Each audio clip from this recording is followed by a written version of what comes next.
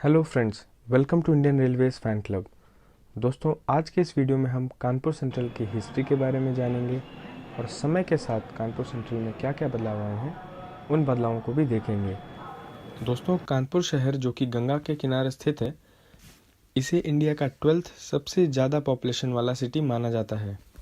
और अगर उत्तर प्रदेश में देखा जाए तो ये सेकंड सबसे ज़्यादा पॉपुलेशन वाला शहर है लखनऊ के बाद। कहा जाता है कि कानपुर शहर का नाम महाभारत के कर्ण के ऊपर पड़ा है। इसे पहले कर्णपुर कहा जाता था और ये भी कहा जाता है कि इसकी इस्टेब्लिशमेंट राजा कान्हा देव ने की थी। कानपुर शहर को लेदर सिटी ऑफ वर्ल्ड और मैनचेस्टर ऑफ ईस्ट भी कहा जाता है। तो चलिए शुरू करते हैं कानपुर सेंट्रल की रेलवे हिस्ट्री को। इंडिया में पहली रेलवे लाइन बॉम्बे से थाने के बीच में बिछाई गई थी। और अगर बात की जाए कानपुर में रेलवे लाइन की, तो इंडिया की 4th लाइन जो कि इलाहाबाद से कानपुर के बीच में बिछाई गई थी। ट्रैक की टोटल लेंथ 180 किलोमीटर थी। ब्रिटिशर्स ने कानपुर की इंडस्ट्रियल इंपॉर्टेंस को देखते हुए निर्णय लिया कि इलाहाबाद से कानपुर के बीच में भी ट्रैक होना चाहिए।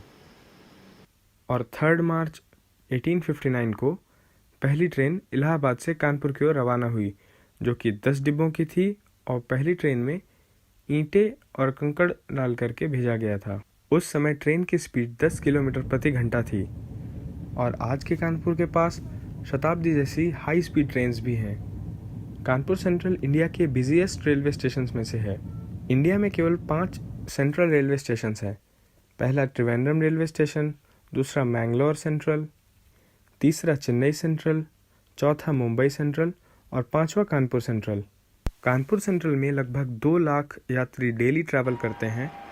कानपुर सेंट्रल में कुल 8 लाख से ज़्यादा यात्री ट्रैवल करते हैं, जिसमें से 2 लाख यात्री तो डेली पैसेंजर्स हैं। कानपुर सेंट्रल में लगभग 400 ट्रेन्स डेली आती जाती हैं। इसे सेंट्रल स्टेशन इसलिए कहा जाता है क्योंकि यहाँ पे कई लाइनें जुड़ती हैं। Kanpur central Howrah new Delhi main line को कनेक्ट करता है। तो चलिए कुछ रूट्स को देख लेते हैं जो कि कानपुर सेंट्रल से होके गुजरते हैं या कानपुर सेंट्रल से शुरू होते हैं।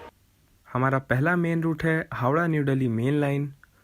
दूसरा रूट है कानपुर लखनऊ रूट। तीसरा मेन रूट है कानपुर नई दिल्ली मेन रूट। चौथा मेन रूट है हमारा कानपुर से आगरा वाया टुंडला। चौथा मेन रूट है कानपुर से मुगल सराय वाया इलाहाबाद। पांचवा मेन रूट है हमारा कानपुर से इलाहाबाद वाया उन्नाव डाला मऊ। हमारा छठा मेन रूट है गोविंदपुरी भीमसेन से झांसी की ओर। सातवां मेन रूट है कानपुर से बांदा की ओर वाया गोंदिया। आठवां मेन रूट है कानपुर से फर्रुखाबाद वाया कासगंज। हमारा 9वां मेन रूट है कानपुर से इलाहाबाद वाया फतेहपुर। हमारा 10वां रूट है कानपुर से शाहजहांपुर वाया सीतापुर बालामऊ। 1859 में पहली ट्रेन के आने के बाद कानपुर की औद्योगिक स्थिति काफ़ी सुधर गई और शहर में काफ़ी बदलाव आए। कानपुर काफ़ी जल्दी डेवलप हुआ और 1920 में कानपुर सेंट्रल की न्यू बिल्डिंग बनकर तैयार हुई, जिसको लखनऊ के 4 बाग जैसा बनाने की कोशिश की गई है। 1859 से 1875 तक कानपुर की 50 लाख से ज़्यादा ईयरली इनकम हो जाती थी बिजनेस के थ्रू, जो कि आज के समय में 200 करोड़ से भी ज़्यादा है। कानपुर शहर की डेवलपमेंट में रेलवे लाइन का बहुत ही ज़्यादा योगदान रहा है। 1860 में कानपुर को रेलवे के थ्रू बॉम्बे से जोड़ा गया। 1875 में कानपुर लखनऊ से जुड़ा। 1886 में कानपुर झांसी रूट तैयार हुआ, जिससे कानपुर का व्यापार और तेज़ हो गया था। 1894 में कानपुर से ऐश बाग जो कि लखनऊ में है, वहाँ तक मीटर गेज लाइन कंस्ट्रक्ट की गई ताकि ऐश बाग से बरेली बाराबंकी रूट को कानपुर से कनेक्टिविटी दी जा सके। 1897 में पहली गुड्स ट्रेन कानपुर से ऐश बाग होते हुए बाराबंकी की तरफ गई, जो कि एक मीटर गेज ट्रेन थी। कानपुर में मीटर गेज ट्रेन्स का ओरिजिनेटिंग स्टेशन कानपुर अनवरगंज को बनाया गया था। अनवरगंज से कासगंज फर्रुखाबाद होते हुए मथुरा तक मीटर गेज ट्रेन्स थीं। कानपुर के पास ब्रॉड गेज और मीटर गेज दोनों ही ट्रेन्स की काफ़ी अच्छी कनेक्टिविटी थी। 1943 में कानपुर बुढ़वाल सेक्शन को कानपुर बाराबंकी सेक्शन भी कहा जाने लगा। कानपुर से बिठूर तक भी मीटर गेज ट्रेन का एक शॉर्ट रूट हुआ करता था। आपको यह जानकर के हैरानी होगी कि कानपुर में एक समय में इलेक्ट्रिक ट्रैम्स का भी यूज़ होता था।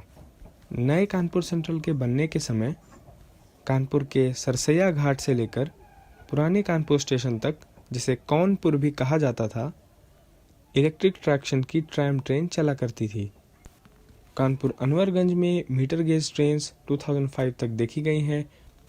2006 में कानपुर सेंट्रल से लखनऊ के बीच चलने वाली मीटर गेज ट्रेन को बंद कर दिया गया और 2008 में कासगंज फर्रुखाबाद मथुरा रूट को भी ब्रॉड गेज कर दिया गया।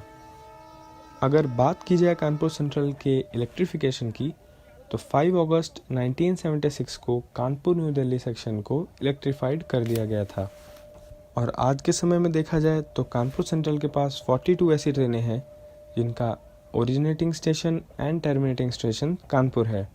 Kanpur central railway station 10 platforms का है। कानपुर सेंट्रल में रिटायरिंग रूम अवेलेबल है, एसी वेटिंग हॉल अवेलेबल है, sleeper class waiting hall available है। रिक्वेस्ट करने पर पैसेंजर्स के लिए व्हील चेयर्स भी कानपुर सेंट्रल में अवेलेबल हैं। कानपुर सेंट्रल में डॉर्मेट्रीज अवेलेबल हैं और जनरल वेटिंग हॉल्स भी अवेलेबल हैं। यात्रियों के लिए फुट ओवर ब्रिज की सुविधा दी गई है। स्टेशन में लिफ्ट्स एंड एस्केलेटर्स लगे हुए हैं। कानपुर सेंट्रल की लाइटिंग सिस्टम को इम्प्रूव किया गया है। प्लेटफॉर्म्स को अंडर पास के थ्रू कनेक्टिविटी दी गई है, जहाँ पे प्रॉपर लाइटनिंग फैसिलिटी भी प्रोवाइड की गई है। ड्रिंकिंग वाटर ईजिली अवेलेबल करवाया गया है, जिसकी मॉनिटरिंग रेलवे के बड़े अधिकारियों द्वारा की जाती है। रिजर्वेशन करवाने के लिए टोकन सिस्टम रखा गया है ताकि यात्रियों को लाइन लगाने की दिक्कत ना फेस करनी पड़े। हर प्लेटफॉर्म में कोच इंडक्शन यूनिट्स लगाई गई हैं ताकि लोग आने वाली ट्रेन के ट्रेन नंबर और कोच पोजीशन को पहले से ही चेक कर सकें। कानपुर सेंट्रल इंडिया के बिजीएस्ट स्टेशन में से एक है और ये काफ़ी रूट्स को कनेक्ट करता है, इसलिए इसमें यात्रियों की सुविधा का ख्याल रखना और मैनेजमेंट को प्रॉपर रखना काफ़ी आवश्यक है। कानपुर को आज भी कई लोग कौनपुर के नाम से जानते हैं। तो दोस्तों, ये थे हिस्ट्री कानपुर सेंट्रल के बारे में। और अगर आपने कभी कानपुर सेंट्रल के थ्रू ट्रैवल किया है या किसी ट्रेन से आपने कानपुर सेंट्रल क्रॉस किया है, तो आपका कानपुर सेंट्रल के बारे में क्या ख्याल है, मुझे कमेंट सेक्शन में लिख करके ज़रूर बताएं। आपका कानपुर सेंट्रल की फैसिलिटीज़ के बारे में, क्लीननेस के बारे में क्या रिव्यू है, मुझे कमेंट सेक्शन में लिख करके बताना ना भूलें। तो हम जल्द ही मिलेंगे, तब तक के लिए जय हिंद, वंदे मातरम। अगर आपने हमारे चैनल को सब्सक्राइब नहीं किया है तो सब्सक्राइब कर लें और बेल आइकन को दबाइए ताकि आपको ऐसी लेटेस्ट वीडियोस मिलती रहें। Thank you for watching.